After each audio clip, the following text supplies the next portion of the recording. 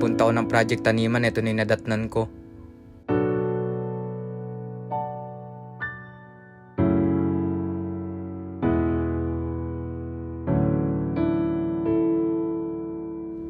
Lagi na lang si Otits na una. Di ba pwedeng ikaw muna? Dami ng gagamba. Kaya nag-hire na ako ng specialist para puksahin ang grupo ng Spider!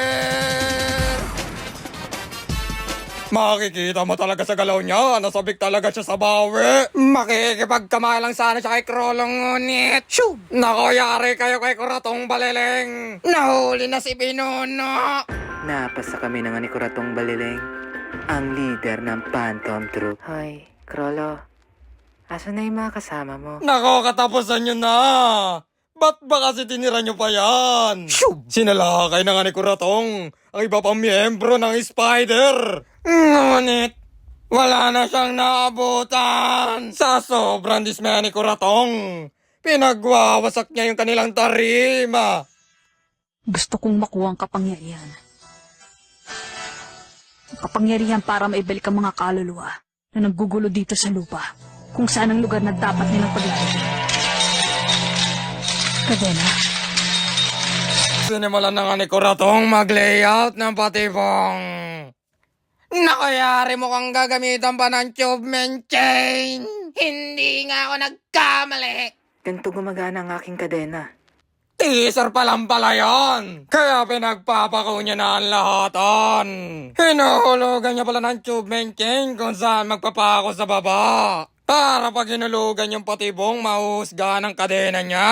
Magaling ka, bata. Hinila niya na ngayon tansi na patibong para mabuhol sa kabilang dulo. At pinagbubuhol niya na ang lahatan. Naku, yari, natapos na. Katapusan na talaga ng grupo ng Spider.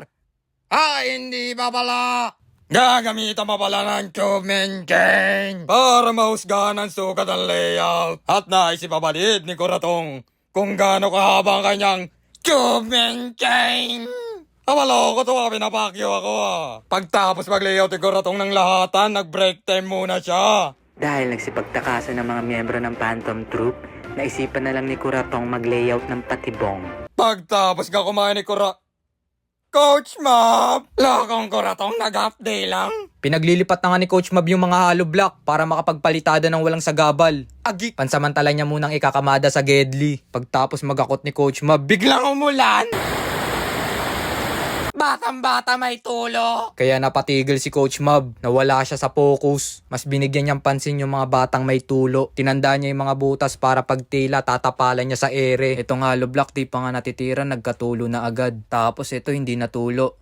HIV na to. Tuwing tagulan talaga dumadami yung kaso ng HIV. Imbis na magpapalitada na lang si Coach Mab, nabaling siya sa paglilipat ng mga gamit na natutuluan. Pagtapos niya maglipat ng mga gamit, pinatakas niya na si Krolo. Pinakawalan niya sa Dark Continent kung saan madaming lamok. Maya-maya nga lang bigla siyang nalaglag. Di niya kasi magamit yung sapot niya, nawalan kasi siya ng nin. Hanggang sa muli, Krolo, may pinapasabi pala si Hisoka. Paalam, Krolo. Huwag ka sanang kagatin ng mga kimeraan.